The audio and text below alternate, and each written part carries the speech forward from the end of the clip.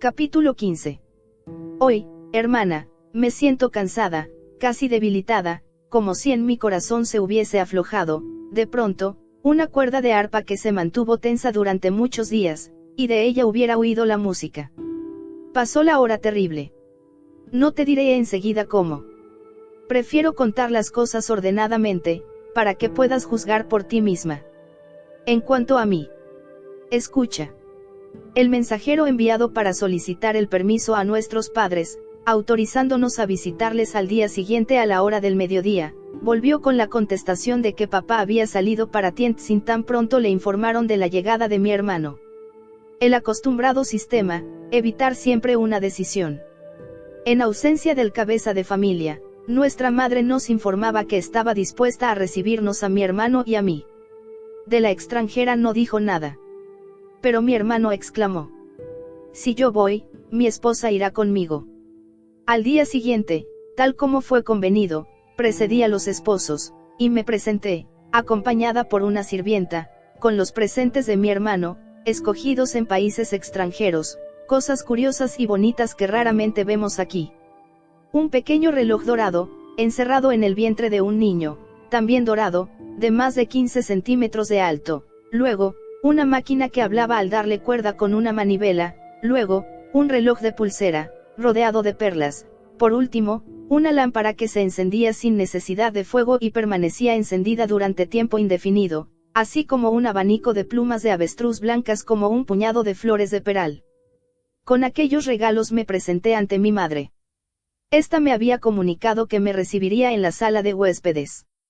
En efecto, allí la encontré, sentada en un sillón de macizo y oscuro ébano, a la derecha de la mesa, bajo el retrato del emperador Min. Llevaba una blusa negra de brocado y en los cabellos lucía collares de oro, en su mano mostraba muchos anillos preciosos, con rubíes y tepacios, que son las piedras apropiadas a la dignidad de las ancianas. Vista en aquella especie de trono, apoyada en su largo bastón de ébano y plata, me pareció más majestuosa y severa que nunca. Pero la conocía bien, y escudriñándole el rostro para cerciorarme de su estado de salud, el corazón me dio un vuelco. Sobre el negro de la blusa se destacaba con toda nitidez la diáfana delgadez de su rostro, descarnado hasta el punto de que sus labios habían adquirido el pliegue y la adherencia de la muerte. Sus ojos se habían agrandado y hundido, como suele ocurrir a los enfermos para los que no hay esperanza. Cuando movió las manos oí tintinear los anillos, demasiado grandes. Me quemaba el deseo de preguntarle cómo se encontraba, pero sabía que eso la enfadaría, así es que no me atreví. Se la veía preparada para la entrevista, haciendo acopio de todas sus fuerzas, que buena falta le hacían. Por eso, cuando me recibió sin una palabra, le ofrecí los presentes en silencio, tomándolos, uno tras otro, de manos de la sierva. Los acogió con un movimiento grave de la cabeza, pero no los miró, e hizo signo a otra sirvienta, que esperaba órdenes a cierta distancia, de que los llevase a otra habitación. Animada por la aceptación, rechazarlos hubiera sido, en el lenguaje de las mujeres, la repudiación de mi hermano, dije. Mi muy honorable madre, mi hermano está aquí y espera que os dignéis recibirle. Eso me han comunicado, contestó ella fríamente. Ha traído consigo a la extranjera, me atreví a decir, casi sin aliento, convencida de que sería mejor decir cuanto antes lo más desagradable. Guardó silencio, su rostro era inescrutable. ¿Pueden acercarse?, inquirí, no sabiendo decir otra cosa que lo ya estudiado de antemano. Que vengan, contestó ella, con inconmovible frialdad. Dudé, sin saber a qué carta atenerme. La extranjera estaba allí, casi en el umbral de la puerta. Me acerqué a la cortina, levantándola, y referí a mi hermano las palabras de mamá, aconsejándole que se presentase primero solo. Su rostro ensombrecióse como de costumbre cuando se le contraría, y cruzó unas palabras con su esposa en idioma extranjero. Ella frunció el entrecejo, se encogió de hombros y esperó con perfecta y despreocupada calma. Pero mi hermano, con brusca decisión, la cogió de la mano y, antes de que pudiera evitarlo, entró con ella en la sala. Era verdaderamente curioso ver aquella extraña figura de mujer en la sala de nuestros antepasados. Era la primera sangre extranjera que trasponía el umbral. Como hipnotizada por la escena, me quedé agarrada a la cortina, con los ojos fijos en la esposa de mi hermano, olvidando a mi madre por un instante. Me dije que la decisión de mi hermano de no entrar solo, haría desaparecer de pronto el deseo maternal de volver a verle, pero la escena que se desarrollaba ante mis ojos no perdía interés. Obedeciendo al deseo de mi hermano, la extranjera había sido vestida a la manera del país, una chaquetilla de seda azul oscura, gruesa y muy pesada, ligeramente bordada de plata. La falda era de raso negro sin adornos. La única nota lujosa eran dos grandes pliegues verticales obtenidos por la riqueza de la tela. Calzaba sandalias de terciopelo negro, sin bordados. Contrastando con el color oscuro de sus vestidos, la piel aparecía blanca y luminosa como las perlas a la luz de la luna, y sus cabellos parecían una llama dorada. Los ojos eran azules como un cielo tempestuoso, los labios tenían un pliegue algo desdeñoso. Entró directamente y altanera, llevando la cabeza un poco echada hacia atrás, y sostuvo, intrépida, la mirada de mi madre, con ojos tranquilos, sin sonreír. Me cubrí la boca con la mano para reprimir un grito. ¿Cómo pudo mi hermano descuidar de aleccionarla que donde hay una anciana se debe entrar con los ojos bajos? En aquellos instantes compadecí amargamente a mi hermano por tener una esposa tan torpe. Me parecía asistir al encuentro de una princesa con la reina madre. Por las miradas que se cruzaron, inmediatamente comprendí que la extranjera y mi madre eran enemigas. Mamá volvió los ojos con altanería hacia otro sitio, mirando al vacío por la entreabierta cortina. La extranjera dijo algo a mi hermano con voz indiferente. Más tarde supe que le preguntó: ¿he de arrodillarme? Él asintió con la cabeza y ambos se arrodillaron. Mi hermano dijo: anciana y venerable madre, yo, vuestro hijo indigno, he vuelto de los países extranjeros a la amorosa presencia de mis padres, obedeciendo a vuestra orden. Me alegró el pensar que habéis juzgado oportuno el aceptar nuestros miserables presentes. Digo, nuestros, porque me acompaña mi esposa, de quien os hablé en la carta que os escribí por mediación de mi amigo más íntimo. Viene en calidad de nuera de mi madre. En sus venas corre sangre extranjera, pero a instancias suyas os informo, honorable madre, de que su corazón tornóse chino al convertirse en mi mujer. Por su libre y espontánea elección adopta los usos y costumbres de nuestra familia y nuestra raza. Sus hijos pertenecerán, en cuerpo y alma, a nuestra celestial nación, ciudadanos de la resplandeciente república, herederos del imperio del centro. Y así manifiesta su respeto. Volvióse a la extranjera, que esperaba tranquilamente y le hizo un signo. Obedeciendo, ella se inclinó con sorprendente dignidad, a los pies de mi madre, hasta tocar el suelo con la frente. Repitió el ademán por 3 veces, y a estas sucedieron otras 3, ejecutadas al unísono con mi hermano. A continuación se pusieron en pie, esperando a que mi madre hablase. Pero ésta guardó silencio. Estaba como absorta en la contemplación del espacio vacío del patio, sin ceder en lo más mínimo de su altanera actitud. Comprendí que, en realidad, estaba agitada por la osadía de mi hermano, que la había desobedecido, presentándose ante ella en compañía de la extranjera, a pesar de su orden expresa. Vi una mancha roja colorear sus mejillas, un músculo de su fina piel temblaba. Pero no dio ningún otro signo exterior de emoción. Siguió sentada, con las manos cruzadas sobre el pomo de su bastón, la mirada impasible, y los dos, ante ella, esperaban en silencio, en la atmósfera de la sala, que de pronto pareció pesada y deprimente. Inopinadamente, algo turbó la desdeñosa severidad del rostro de mi madre. Sus mejillas, ligeramente coloreadas, palidecieron bruscamente. Una mano cayó inerte en su regazo, su mirada perdió intensidad, como vencida por el cansancio. Vi que se encogía, haciéndose pequeña en el asiento. Luego dijo, vivamente, como si estuviese a punto de perder el conocimiento: hijo mío, bienvenido eres a tu casa. Te hablaré más tarde. Ahora, vete. Mi hermano levantó los ojos y escudriñó su rostro. Era un observador menos agudo que yo, pero no dejó de comprender que algo había sucedido. Me miró, dudando, haciendo un gesto como si quisiera protestar. Muy inquieta, le indiqué con la cabeza que no hiciese nada. Él dijo algo a la extranjera, inclináronse y salieron. Me precipité hacia mi madre, pero me detuvo con un gesto. Hubiera querido pedirle perdón, pero su actitud hermética me impedía hablar. Parecía extenuada, comprendí que lo mejor sería irme. Por lo tanto, me incliné lentamente y salí. En el patio me volví, y pude ver cómo atravesaba la estancia, apoyándose pesadamente en dos esclavas. Entristecida, volví a casa. Por más que pienso, no adivino lo que pasará mañana. Mi hermano y la extranjera salieron a dar un paseo que les retuvo lejos de casa durante todo el día. Regresaron por la noche, y no cruzamos una palabra. Capítulo 16. Has estado mucho tiempo ausente, hermana. 30 días. No, más aún, desde nuestro último encuentro, casi 40 pasaron, más de una luna entera. Has hecho buen viaje. Doy gracias a los dioses por tu feliz regreso. Sí, mi hijo está bien de salud. Ha aprendido a decirlo todo, y su parloteo no cesa un instante durante el día, como la voz de un ruiseñor. Y qué palabras tan dulces, hermana. Parecen rodar al salir de sus labios, y nosotros todos nos alegramos. Pero si se da cuenta de que nos reímos de él, se enfada y patalea. Igual que un hombre.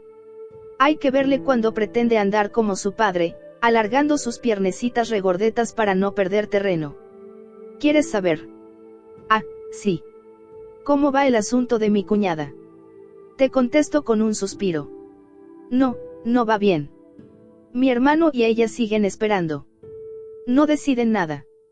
Mi hermano se contiene, impaciente como los hombres del oeste con quienes ha estudiado, insiste en que en nuestro país el tiempo no tiene valor alguno. Aquí no conocemos la impaciencia que puede acelerar el curso del tiempo. Pero te diré que desde la presentación a mi madre pasaron varios días, 8, en espera de alguna noticia, que no llegó. Al principio, mi hermano tuvo la esperanza que, de un momento a otro, mi madre les enviaría una embajada, y no permitió a la extranjera que deshiciera sus maletas. No vale la pena, decía. No tendremos que esperar más que 1 o 2 días. No podía contenerse, reía con estrépito por cualquier cosa, muy alegre, ahora, por el contrario, se ha vuelto muy taciturno y sordo a todo lo que se le dice. Si al principio mi hermano parecía prestar oído, constantemente, a las voces y sonidos que los demás ocupantes de la estancia no percibían, ahora, al pasar los días y darse cuenta de que la esperada noticia no llega, se ha vuelto áspero e irritable. Ya no ríe, y repasa con la imaginación todos los detalles de la entrevista con su madre. Eso le hace hablar continuamente tan pronto para reñir a la extranjera por no haberse mostrado suficientemente sumisa, como para asegurar que tuvo razón al obrar como lo hizo, y que en los tiempos actuales es una estupidez inclinarse ante cualquiera que sea. Al oír este último despropósito no pude ocultar mi sorpresa. ¿Acaso nuestra madre ya no es nuestra madre, por la razón de vivir en tiempos modernos? Pero él no tenía paciencia para escucharme con calma, se irritaba por cualquier cosa y no quería admitir razones. Sin embargo, debo ser justa con la extranjera, que en verdad no se negó a inclinarse ante mi madre. Lo que yo sé es que ella dijo: si esa es vuestra costumbre, no tengo inconveniente en hacer una reverencia, aunque, la verdad, me parece ridículo tener que inclinarme ante quien quiera que sea. Parecía llena de calma, mucho más que mi hermano, y más confiada en el porvenir. No hacía otra cosa que pensar en su marido y en la manera de devolverle la felicidad que parecía haber perdido. A veces, cuando le veía irritado, le consolaba paseándose con él por el jardín y fuera del recinto. Así les vi, una vez, desde mi ventana. Lo que le decía en aquellos coloquios, lo ignoro. Pero sé con certeza que, después, mi hermano parecía un poco más tranquilo y calmado, aunque siempre devorado por la fiebre de la espera. Pero no siempre consolaba, tal como acabo de decir, ya que a veces ocurría, como una vez tuve ocasión de ver, que ella se encogía de hombros, dejándole solo. Pero, ni aun entonces le abandonaba por completo. Lo seguía con la honda mirada, y tan solo cuando no lograba calmarlo, se retiraba para abismarse en el estudio de nuestro idioma, o jugar con mi hijo, a quien quiere muchísimo y habla en una lengua que el pequeñín no entiende. También quiso iniciarse en los rudimentos del arpa y en poco tiempo aprendió de mí lo necesario para acompañar su canto con nuestro antiguo instrumento nacional. Cuando canta, su voz es clara y profunda, aunque a nuestros oídos, acostumbrados a las notas delicadas y agudas, produce el efecto de ser suavemente ronca. Basta que cante para que en mi hermano se encienda súbita pasión. No entiendo sus canciones, pero al oírlas noto un oscuro sentimiento de pena. Como mi madre sigue sin decir palabra, la extranjera parece haberla olvidado por completo. Se la diría absorta en otros pensamientos, sale para dar interminables paseos, sola o en compañía de mi hermano. Aquellos paseos solitarios me asombraban. ¿Cómo era posible que mi hermano le consintiese tanta libertad? Salir sola cuadra muy mal con la modestia femenina, y él, sin embargo, callaba. Y había que oírla hablar, cuando volvía de sus paseos, de las calles por donde había pasado. Se entusiasmaba con ciertas particularidades a las que otra cualquiera no hubiese prestado atención, y de bellezas vistas en lugares extraños. Por ejemplo, un día volvió muy sonriente, como si la alegrase un íntimo pensamiento. Y cuando mi hermano quiso conocer el motivo, ella le dijo, según supe más tarde: he visto la belleza de los dones de la tierra. En la granería, en la calle central, han expuesto en una cestita de mimbre los granos más cálidamente coloreados, maíz amarillo, judías encarnadas, guisantes secos de un hermoso color gris, sésamo de marfil, simientes de soja de un color pálido, miel, trigo rojizo. Habichuelas verdes, imposible no detenerse para contemplarlos. ¿Qué tarta podría hacer? No comprendí con exactitud lo que quería decir, pero ella es así, vive como encerrada en sí misma, y ve bellezas donde otros no pueden verlas. ¿Quién pensó jamás en una granería como ella lo hacía?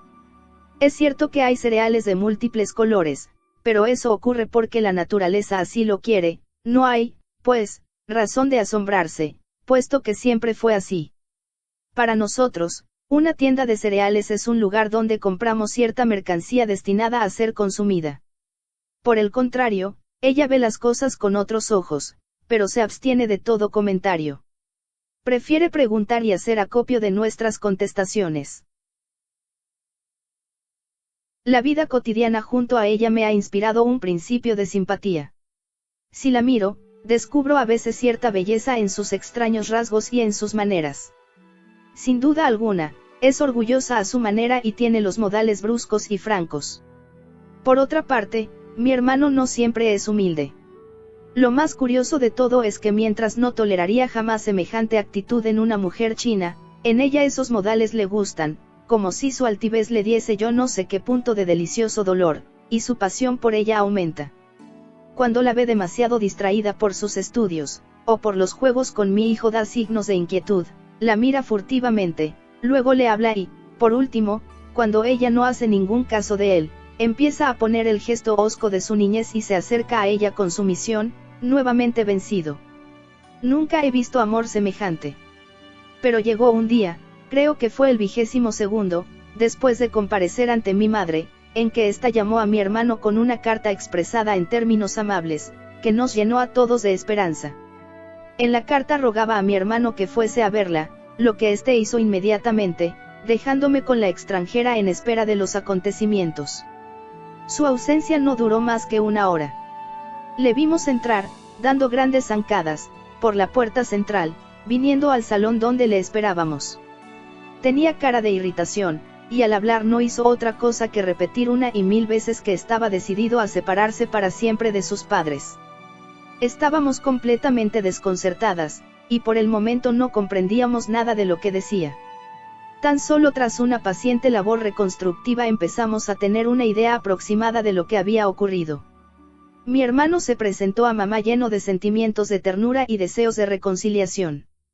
Pero ella se mostró dura. La conversación fue iniciada con el sentimiento de que mamá no había cedido un ápice. Empezó haciendo destacar su precaria salud. No pasará mucho tiempo antes de que los dioses me transfieran a otro ciclo de vida, dijo. Él se sintió conmovido. No diga eso, mamá, replicó. Todavía tiene que vivir muchos años para sus nietecitos. Apenas pronunció aquellas palabras, arrepintióse de haberlas proferido. Nietecitos. Respondió secamente. ¿Qué otro hijo puede darme nietecitos si no eres tú? Y la hija de los Lee, mi nuera, sigue esperando. Después de estas palabras, mi madre guardó silencio, cortésmente, para exigir a renglón seguido, y sin ambajes, que mi hermano se casase con su prometida lo más pronto posible para darle un nietecito antes de morir ella. Mi hermano contestó que ya estaba casado. Con tono irritado, declaró, entonces, que nunca aceptaría una extranjera por esposa de su hijo. Eso fue todo lo que supimos por conducto de mi hermano. Ignoro qué otras palabras pudieron decirse. Pero Wanda Ama, la fiel sirvienta, que había escuchado escondida tras la cortina, me dijo que entre la madre y el hijo se cruzaron frases excitadas, palabras groseras. Fue, decía Wanda Ama, como una rápida sucesión de truenos que recorre el cielo. Mi hermano mostróse paciente hasta el momento en que mi madre le amenazó con hacer que le desheredasen. A esto mi hermano contestó con amargura. ¿Acaso cree que los dioses le darán otro hijo, repudiando al que ya le dieron? ¿O bien se rebajará usted hasta adoptar el hijo de una concubina? Palabras indignas en los labios de un hijo. Mi hermano dio fin a la escena saliendo precipitadamente, echando pestes contra los antepasados mientras atravesaba los patios. En la habitación de mi madre hubo un prolongado silencio, luego, Wanda Ama oyó gemir. Era mi madre, y la sirvienta apresuróse a entrar. Pero mi madre enmudeció inmediatamente, mordiéndose los labios y se limitó a pedirle, con voz como un suspiro, que la ayudase a llegar hasta su cama. Es vergonzoso que mi hermano haya hablado así a mamá. No tiene excusa. En efecto, creo que hubiera debido recordar la edad y dignidad de su madre. Pero no piensa más que en él. Verdaderamente, a veces siento odio por la extranjera que tiene así, entre sus manos, el corazón de mi hermano. Quise correr a ver a mi madre, pero mi esposo me disuadió. Es mejor, dijo, esperar a que te llame. Si fueras por tu propia iniciativa parecería una actitud contraria a tu hermano, y eso, precisamente ahora que come nuestro arroz, parecería descortés. No me quedaba, pues, más remedio que tener paciencia, y bien saben los dioses que la paciencia es un mísero consuelo para mi corazón ansioso, hermana. Ayer, la señora Liu vino a visitarnos. Me alegré de verla. El día había sido gris. Continuábamos deprimidos por los acontecimientos del día anterior, el de la tempestuosa conversación entre madre e hijo. Este se había encerrado en su habitación, mudo, la mirada obstinadamente vuelta hacia la ventana. Intentó distraerse con un libro, pero se cansó pronto, cogió otro y luego otro, pero fue inútil. La extranjera, por su parte, viendo que era inútil intentar consolarle, encerróse en sus propios libros. Por mi parte, había tomado la decisión de no acercarme a ellos, y a ese objeto me ocupé exclusivamente de mi hijo. La opresión que reinaba en casa era tan fuerte que ni el regreso de mi marido para el arroz del mediodía logró serenar a mi hermano y sacar a la extranjera de su mutismo. Por eso, la llegada de la señora Liu fue como un soplo de aire fresco en el inerte calor de un día estival. La esposa de mi hermano estaba sentada, meditabunda, con el libro abandonado sobre su regazo. Al ver aparecer a Liu, la miró un poco sorprendida. Desde el asunto de mi madre, nadie había venido a visitarnos. Nuestros amigos conocían el disgusto y, por delicadeza, se abstenían de acudir, ni nosotros les habíamos invitado, ya que no sabíamos cómo presentar a la extranjera. En efecto, yo la llamo esposa de mi hermano por atención a él, pero, legalmente, no es tal, ni lo será mientras mis padres se nieguen a reconocerla. Probable sería que tuviesen siempre presente a la hija de los Lee, en espera de que se consumase el matrimonio. Hice varias preguntas discretas al mensajero, y este me dijo que el día anterior mi madre se había sentido muy enferma, tan mal se puso que temió morir. Llamaron a los sacerdotes y fueron recitadas las plegarias del caso, eso hizo que, por último, se sintiese un poco mejor. Por la mañana se reanimó milagrosamente, tanto es así que tuvo fuerzas para escribir de su puño y letra la carta que habíamos recibido. Inmediatamente comprendí lo que había pasado. Mi madre se vio próxima a morir, y temiendo que su hijo no volviese a casa, faltando así a sus deberes, había hecho promesa de llamarle para que los dioses le conservaran la vida. Aquello era una gran humillación para ella, y pensarlo me apenaba. Comprendí que debía ir enseguida a verla, y me hubiese puesto en camino de no haberme retenido mi esposo. Espera. Sus fuerzas apenas serán suficientes para una sola cosa a la vez. Para los que se sienten debilitados por la enfermedad, hasta la simpatía de los demás se convierte en carga. Tuve que dominarme y ayudar a la esposa de mi hermano en la tarea de hacer sus maletas. Si le hubiese podido hablar libremente, en nuestro idioma, le hubiese dicho: recuerda que mi madre es vieja y está enferma, y que le han quitado su único bien. Pero nada podía decirle. Nuestras conversaciones eran fragmentarias, y nos entendíamos con mucha dificultad. Mi hermano y su mujer se han trasladado hoy a la casa de los antepasados, donde les han sido preparadas unas habitaciones en los mejores aposentos donde vivía mi hermano durante su infancia. A la extranjera se le ha prohibido entrar y comer en los departamentos de las mujeres. Esto significa que mi madre sigue negándose a reconocerla. Me alegro de encontrarme otra vez sola con mi marido y el nene. Sin embargo, mi hermano y la extranjera han dejado un vacío como si un poco de vida se hubiese ido de nuestra casa. Como cuando cesa el viento del oeste, dejando tras él una calma, en la que hay barruntos de muerte. Pienso en los dos ausentes y me los imagino solos en la antigua casa de los antepasados. Ayer dije a mi marido: ¿cómo acabará todo esto? Movió dubitativamente la cabeza. Que los viejos y los jóvenes vivan juntos, es como hacer chocar el hierro y la piedra de fuego.